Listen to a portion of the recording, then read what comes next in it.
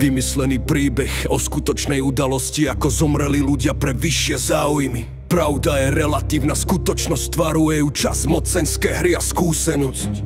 Jedného dňa mladý pár v rodinnom dome bol zastrelený večer vo tme. Spustila sa mainstreamová lavína, všetci hľadali dôkazy, motív a vynika. Ale do vlastných radov sa nepozreli, či vedľa nich nesedí agent zahraničný. Za oponou už spravodajská hra bežala a slovenský Majdan ďalej plánovala. Pomocou ľudí z verejného života, ktorí zradili vlast bez výčitky svedomia. Covid, čo zničil ľuďom životy, bol len ďalší krok vo hre o mocenské hodnoty. A takto sme dospeli ku dnešnému dňu a podliehame stále rovnakému zlu.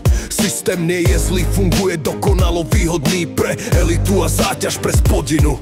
Ak si hľadáš vynika, pozri sa na seba. Môžeš za to sám, v akom stave je krajina. Bajky a legendy o dobrých politikoch sú falošné od základu a je to len cirkus. Nebudem ťa klamať, nevyzerá to dobre. Zomreš ako predkovia vo feudálnej dobe. Nič nebudeš vlastniť a nebudeš mať právo. Budeš len majetkom rôznych korporátov. Ak si nevážiš hodnoty svojich predkov a chceš byť viac Európa než hrdým občanom, dopadneš rovnako ako rímska ríša.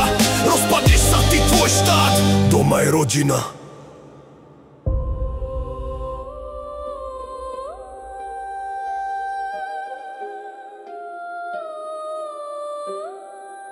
Doma je rodina.